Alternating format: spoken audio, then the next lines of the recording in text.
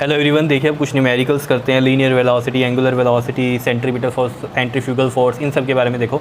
तो question number 1 में क्या कहता है, gramophone disc making 60 RPM, calculate the centrifugal force on the coin of 0.01 kg placed at a distance of 0.07 metre. देखो gramophone पता है ना क्या होता है, जैसे पहले टाइम में क्या होता था, ये आपकी सीडीज़ वगैरह तो आती नहीं थी, ठीक है।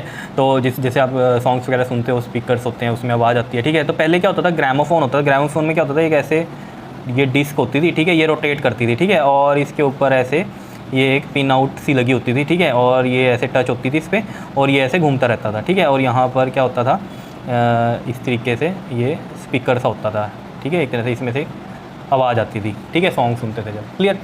तो मैंने तो बस आइडिया दिया आपको, ठीक है, आप देख लेना, सर्च कर लेना गूगल पे ग्रामोफोन क्या होता है तो आपको दिख जाएगा, ठीक है। तो मेन बात ये करनी है कि उसकी डिस्क है और ये रोटेट होती है, ऑब्वियस सी बात है, ठीक है। तो 60 RPM की रोटेशन है, तो जो रोटेशन है वो कितनी दी हुई है हमें, 60 RPM। 60 RPM मतलब क्या होता है, रोटेशन पर मिनट। तो इसका मतलब क्या है, 1 मिनट में कितनी रोटेशन हो रही है, ये आपके पास 60, ठीक है। या फिर हम इसको बोल सकते हैं 60 सेकंड में कितनी रोटेशंस हो रही हैं, 60। तो 1 सेकंड में कितनी रोटेशंस होंगी बताओ, 60/60 कितना आ गया, ये 1 रोटेशन। 1 सेकंड में कितनी, 1 रोटेशन। तो 1 सेकंड में जितनी रोटेशंस होती हैं वो क्या हो जाती है, हमारी फ्रीक्वेंसी हो जाती है। क्लियर है। तो यहाँ से हमें क्या पता चली, फ्रीक्वेंसी का पता चला f का। रोटेशन से क्या पता चला हमें, 60 RPM था ना, तो 1 मिनट में इतनी रोटेशन है, तो हमें पता फ्रीक्वेंसी क्या होती है, 1 सेकंड में कितनी रोटेशन होती है, तो हमने निकाल लिया। 1 मिनट में इतनी मतलब 60 सेकंड, 1 मिनट में 60 होते हैं ना, तो 60 सेकंड में इतनी, तो 1 सेकंड में कितनी होती है, 60 के नीचे ये वाला 60 आ जाएगा, तो 1 रोटेशन। तो यानी कि 1 सेकंड में कितनी रोटेशन, 1, तो यानी कि फ्रीक्वेंसी इसकी 1 आ गई, ठीक है। अब देखना इसका फ़ायदा क्या होने वाला है।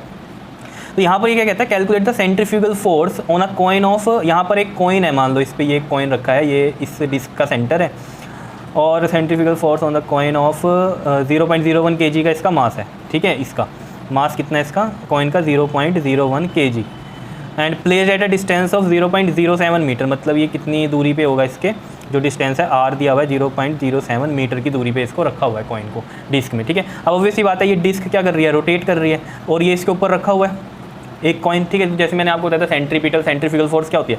देखो अगर ये किसी चीज़ से यहाँ बंधा होता तो इसमें यहाँ पर क्या लगती है, एक सेंट्रीपिटल फोर्स लगती।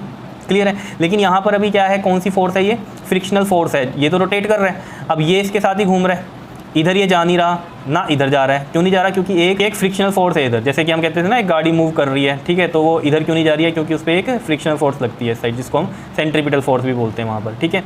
तो यहाँ पर तो ये क्या है, कॉइन कैसे घूम रहा है, इस डिस्क की वजह से घूम रहा है। तो ये डिस्क की वजह से जब घूम रहा है तो ऑब्वियस सी बात है, इसके ऊपर एक क्या लगेगी, बाहर की तरफ फोर्स भी महसूस होगी, जिसे हम क्या बोलते हैं, सेंट्रीफ्यूगल फोर्स। और सेंट्रीपिटल कौन सी है इसमें, ये वाली फ्रिक्शनल फोर्स इधर जो लग रही है। तो ये सेंट्रीफ्यूगल फोर्स किसके इक्वल हो जाती है, यहाँ पर सेंट्रीपिटल फोर्स के ही, जिसको हम क्या बोलते हैं, mv²/r बोलते हैं। क्या इतनी बात क्लियर है। तो इसी को हम यहाँ क्या बोल रहे हैं, सेंट्रीफ्यूगल फोर्स। देखो एक चीज़ को समझो, सेंट्रीफ्यूगल फोर्स को, जैसे मान लो आप एक स्विंग में हो, ठीक है, और जैसे मान लो ये इसका सेंटर है स्विंग का, यहाँ पर आप बैठे हो, इधर कोई और बैठा है, इधर कोई और, इधर कोई और, इधर कोई और इसको रोटेट कर रहा है कोई, ठीक है, बहुत तेज़ी से घुमाना शुरू कर दिया, तो आपको क्या लगेगा कि एक फोर्स आपको बाहर महसूस होगी, that is the centrifugal force. Clear है इतनी बात या नहीं, समझ पा रहे हो या नहीं, ठीक है। तो यहाँ पर देखो मास हमें पता है कॉइन का कितना है, 0.01 kg, एंड वी तो गिवन नहीं है, तो वो कैसे निकलेगा। देखो आपको पता है लीनियर वेलोसिटी का फॉर्मूला क्या होता है, r ओमेगा। तो हम यहाँ पर क्या रखेंगे, अभी इसको नहीं पुट करते, m और r ओमेगा का स्क्वायर यहाँ पर रख दिया हमने। याद है v क्या है, r ओमेगा लीनियर वेलोसिटी और एंगुलर वेलोसिटी के बीच का ये रिलेशन होता है, ये सब आपको पता होना चाहिए। तो उसी के ऊपर ये क्या है, न्यूमेरिकल्स हैं बने हुए, ठीक है। तो यहाँ पर देखो m है 0.01 इंटू में, अब यहाँ पर r कितना था हमारे पास, 0.07, और ओमेगा देखो हम यहाँ पर निकालेंगे। ओमेगा का फॉर्मूला, एंगुलर वेलोसिटी का फॉर्मूला होता है 2πf, और 2π हो जाएगा ये, क्योंकि f कितना है 1 है, तो ओमेगा की वैल्यू कितनी आ गई, 2π आ गई। क्लियर। और r कितना है हमारे पास, 0.07 है, ठीक।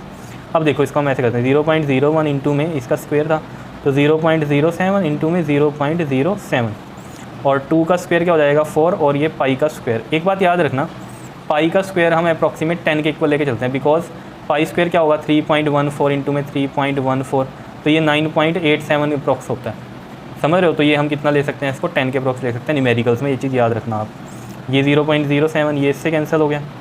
अब यहाँ पर आया क्या हमारे पास, देखो आंसर 1 का ये कितना होगा हमारे पास, 1 का ये 100 लग गया, इधर 7 का 100 लग गया, ये वाला पॉइंट हटाएंगे तो, और ये 4 है, और पाई स्क्वायर को मैंने कहा आपको 10 ले लो, तो ये हो गया हमारे पास, ठीक है। तो देखो ये कितना आ गया हमारे पास, 7 4 28, और नीचे कितना आया ये 10 की पावर 3। तो इसको मैं कैसे लिख सकता हूँ देखो, मतलब ये 28 अपॉन में कितना है 1000 है, तो मैं इसको ऐसे लिख सकता हूँ, पॉइंट लगाएंगे अगर हम ये हटा दें, या तो 28 इंटू 10 की पावर -3 कर दो, ठीक है।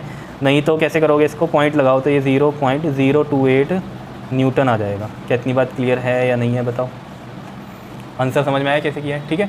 नेक्स्ट पे चलते हैं, देखो क्या कहता है, if a turn table rotates by 70, देखो ये सिंपल सा क्वेश्चन है, मैंने यहाँ पर डाल दिया इसको। देखो क्या कहता है, एक टर्न टेबल है, ऑब्वियस आता है एक टेबल है जो घूम रही है, rotates by 720 degree in 1 second.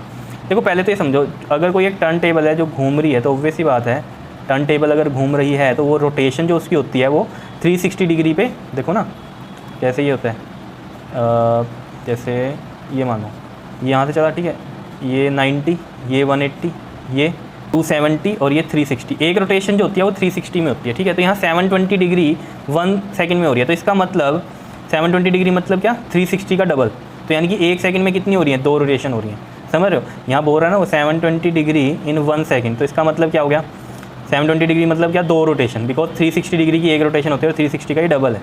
तो हम यहाँ कैसे लिखेंगे बताओ जल्दी से, इन 1 सेकेंड टेबल रोटेट्स 2 रोटेशंस, ठीक है। और कह रहा है how many rotation will it cover in 1 minute, ठीक है। तो 1 मिनट में कितनी रोटेशंस होंगी, बड़ा सिंपल है, 1 मिनट में मतलब कितना 60 सेकंड, 60 सेकंड में कितनी रोटेशंस बताओ जल्दी से, 1 में 2 हैं तो 60 में कितना होगा, 60 × 2 दैट इज़ 120 रोटेशंस, सिंपल है बिल्कुल ही, या नहीं, 60 सेकंड मतलब क्या 1 मिनट, तो ये आ गया सिंपल सा आंसर इसका, ठीक है। नेक्स्ट चलते हैं, देखो जरा सिंपल से क्वेश्चन है, देखो क्या कह रहा है यहाँ पर, ये the blades of an aeroplane are 2 metre long. देखो एरोप्लेन के जो ब्लेड्स हैं, देखो समझो इस बात को, जो ब्लेड्स हैं एरोप्लेन के वो घूमेंगे, ऑब्वियस सी बात है, देखो ऐसे मान लो ये ब्लेड है, ठीक है, ये घूम रहा है, ठीक है। तो एक तरह से जब एक ब्लेड घूमता है तो ऑब्वियस सी बात है वो एक सर्कल ही बनाएगा, समझ रहे हो। और वो जो ब्लेड है वो क्या बन जाएगी, जो ब्लेड की लेंथ है वो उसकी क्या बन जाएगी, रेडियस बन जाएगी सर्कल की। क्या इतनी बात समझते हो। And rotate at the rate of 300 RPM। तो देखो अब इसमें भी सिंपल है कहानी, किस रेट से घूम रहा है ये, रोटेशन कितनी है इसमें 300 RPM, जहाँ भी आ जाए सबसे पहले फ्रीक्वेंसी निकाल दिया करो। इसका मतलब क्या है, 1 मिनट में रोटेशन कितनी हो रही है 300, 1 मिनट का मतलब क्या है 60 सेकंड, 300 हो रही हैं, तो 1 सेकंड में कितनी होंगी 300 डिवाइड बाय 60 एंड 6 5 तो 5 रोटेशन हो रही हैं 1 सेकंड में, यानी कि यहाँ से फ्रीक्वेंसी पता चल गई हमें 5 है। ये ऐसे ही निकलता है या नहीं बताओ। तो बस अब कैलकुलेट फ्रीक्वेंसी, तो फ्रीक्वेंसी निकल गई है, ठीक है। सेकंड क्या कह रहा है, पीरियड ऑफ रोटेशन यानी कि टाइम पीरियड आपको पता है 1/f होता है, तो ये 1/5 आ गया, यानी कि 0.2 सेकंड आ गया। क्या इतनी बात क्लियर है।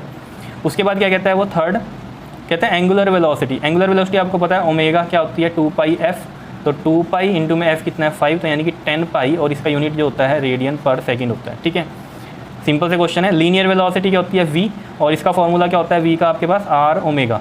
तो r कितना है हमारे पास, इसमें 2 मीटर था, मैंने बोला था आपको पहले, यहाँ पर 2 हो गया, और ओमेगा कितना आया है हमारे पास 10π आया है, तो ये कितना आ गया 20π, और ये लीनियर वेलोसिटी मीटर पर सेकंड में होती है। क्या इतनी बात क्लियर है या नहीं है बताओ।